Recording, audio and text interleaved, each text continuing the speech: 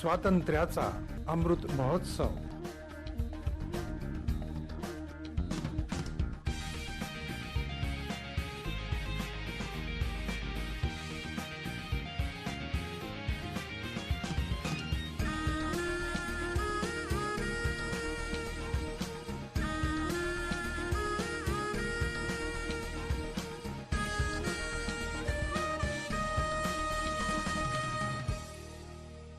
आकाशवाणी पुणे प्रादेशिक वृत्त विभाग सादर करीत आहे भारतीय स्वातंत्र्याच्या अमृत महोत्सवानिमित्त विशेष कार्यक्रम. भारतीय स्वातंत्र्य लढ्यातील कोल्हापूर जिल्ह्याचं योगदान यामध्ये सहभाग घेतला आहे सावित्रीबाई फुले पुणे विद्यापीठातील इतिहास विभाग प्रमुख डॉक्टर श्रद्धा कुंभोजकर आणि त्यांचे विद्यार्थी प्रतीक गायकवाड आणि बापूराव घोंगरगावकर यांनी. काय प्रतीक, इतकं मोठं जड पुस्तक घेऊन काय करतोयस? काही नाही श्रद्धा मॅम, छत्रपती शाहू महाराजांचा स्मारक ग्रंथ पाहतोय. 100-125 वर्षापूर्वी केवढं मूलभूत काम केलं होतं त्यांनी. जो वाचेल तो आज सुद्धा थक्क होईल. हो मॅम, राजे असून देखील एखादा तपश्चर्या करणाऱ्या ऋषीप्रमाणे त्यांनी काम केलं, म्हणून त्यांना राजर्षी शाहू महाराज म्हणतात.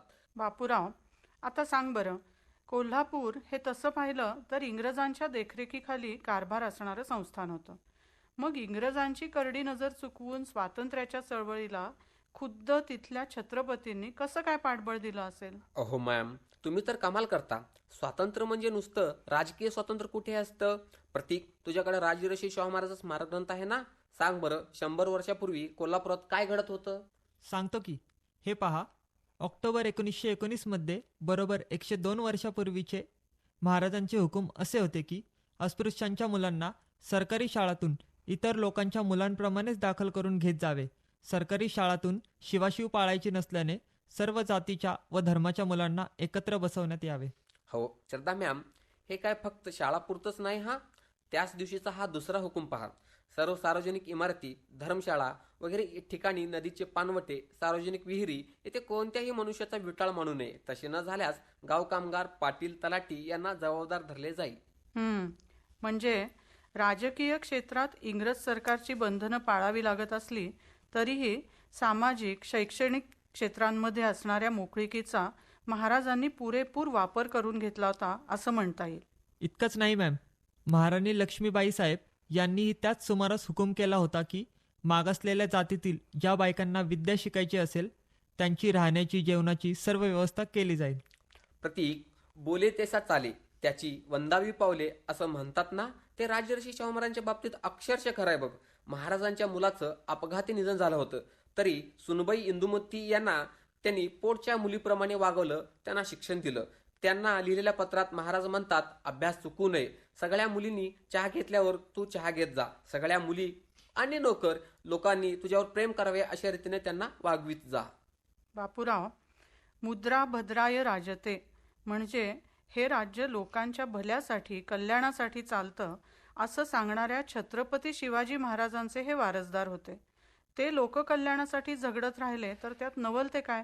खरंय मॅम, छत्रपती शिवाजी महाराजांच्या सुनबाई ताराराणी यांनी मुघल फौजांना अनेक वर्ष झुंजवत ठेवलं होतं. त्यांचा कल्याणकारी वारसा कोल्हापुरातल्या राजानं आणि प्रजेनंही चालवला.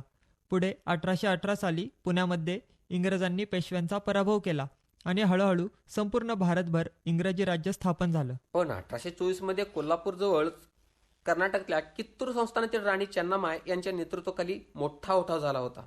हो ना, जेव्हा देशभर 1857च्या बंडाचा वणवा पेटला होता तेव्हा कोल्हापुरात देखील रामजी शिरसाट यांच्या नेतृत्वाखाली इंग्रजी पलटणींनी उठाव केला होता.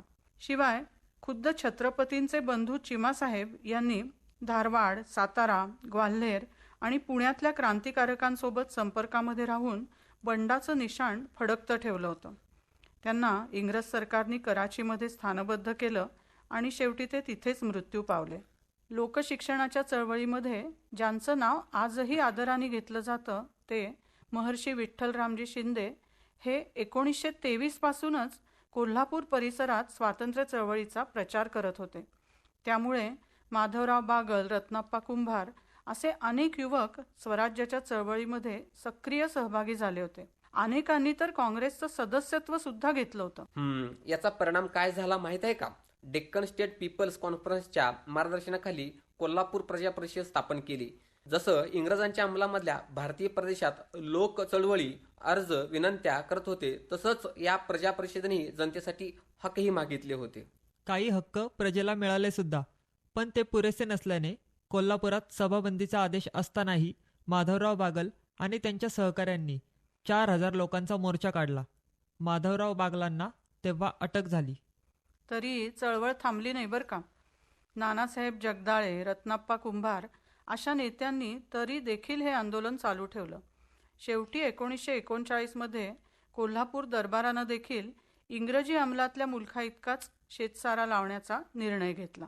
हो, शिवाय माधवराव बागलांना अटकेतून सोडलं आणि भाषण स्वातंत्र्यावरचे निर्बंध देखील उठवले.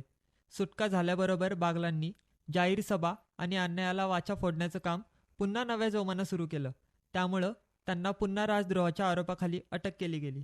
खरंय. ब्राह्मणेतर चळवळीतले खंदे नेते केशवराव जेदे यांनी बागलांचं वकीलपत्र घेतलं, तरी त्यांना 2 वर्ष सक्त मजुरी आणि दंडी ठोठावला गेला होता. कोल्हापूर संस्थान प्रजा परिषद या राष्ट्रवादी संघटनेवर तर बंदी सुद्धा घातली होती. पुढे यशवंतराव चव्हाण, संताराम पाटील अशा तरुण नेत्यांनी नवजीवन संघटनेची स्थापना कोल्हापुरात केली होती. दुसरीकडे भुदरगड या कोल्हापूर संस्थानामधल्या डोंगराळ भागातल्या गारगोटी या गावी 1942च्या छोडो भारत चळवळीला पाठिंबा देताना पोलिसांच्या ठाण्यामधली शस्त्र लुटली होती. यावेळी पोलिसांच्या गोळीबारात 7 स्वातंत्र्य सैनिक बळी पडले.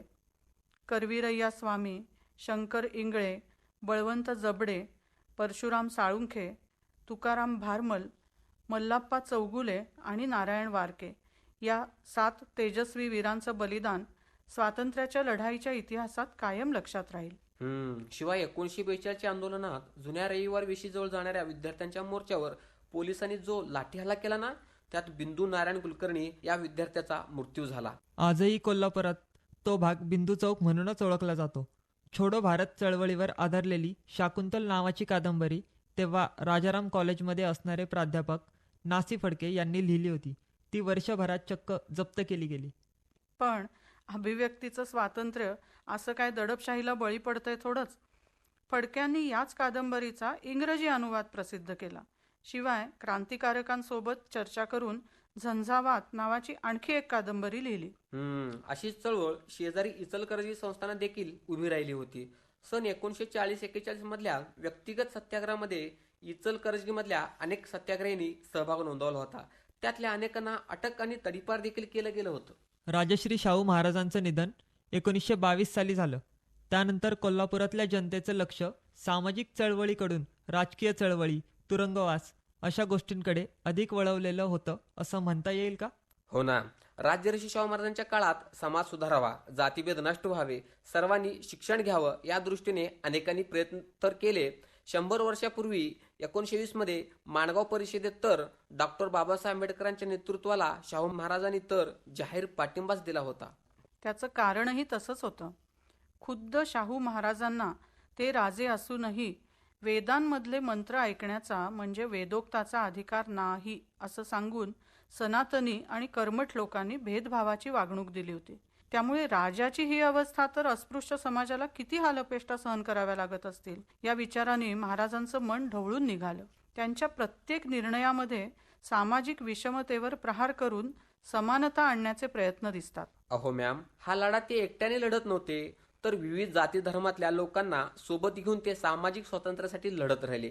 माणगाव परिषदेचंच उदाहरण घ्या ना, तरी स्पष्ट दिसतं की आप्पाराव पाटील, नागोजी कांबळे, गणू सणदी, काशिम मास्तर अशा विविध जाती आणि धर्मामधल्या कार्यकर्त्यांचा या कामी सहभाग तर होताच. काही काळानं राजकीय आणि सामाजिक चळवळी हळूहळू एकमेकींसोबत वाटचाल करू लागल्या होत्या असं दिसतं. म्हणजे 1937 साली कोल्हापुरात समानतेचा लढा लढणाऱ्या तरुणांना प्रशिक्षण देण्यासाठी राष्ट्र सेवा दलाची स्थापना केली गेली. हो. पुढे 1944 मध्ये जेव्हा बंगालमध्ये मोठा दुष्काळ पडला ना, तेव्हा कोल्हापुरातल्या विद्यार्थ्यांनी दुष्काळग्रस्तांच्या मदतीसाठी पथनाट्य केलं. त्याचं नाव होतं बंगाल भूका नहीं मरेगा. कलेच्या क्षेत्रातले दिग्गज पृथ्वीराज कपूर, मास्टर विनायक आणि कादंबरीकार वि. स. खांडेकर हे या पथनाट्यात सहभागी होते. म्हणजे जरी हे संस्थान महाराष्ट्राच्या दक्षिण भागात होतं आणि आजच्यासारखी संपर्क साधनं तेव्हा उपलब्ध नव्हती, तरीही देशभरात घडणाऱ्या घटनांचे पडसाद इथे उमटत होते असं म्हणता येतं. राष्ट्र निर्माण होणं म्हणजे याहून वेगळं कुठं काय असतं. आपल्या देशाच्या कोणत्याही कानाकोपऱ्यात घडलेल्या चांगल्या किंवा वाईट घटनेचे पडसाद आपल्या मनावर जेव्हा पडतात तेव्हा राष्ट्रभावना जागी झालेलीच असते. आणि स्वातंत्र्यासाठी लढणं म्हणजे सुद्धा फक्त निवडून येण्यासाठी, राज्यकर्ते आपल्या आवडीचे असावे म्हणूनच लढणं नसतं ना. आपला आज आणि उद्या घडवण्याची सूत्र आपल्या हातात असावीत, यासाठी प्रयत्न करणं म्हणजे स्वातंत्र्यासाठी लढणं आहे. हो, ही सूत्र कधी कधी परकीय सत्ता आपल्या हातात ठेवत असतात आणि कधी कधी परकेपणाने वागवणारी आपलीच माणसं आपल्याला आपलं भविष्य घडवू देत नाहीत.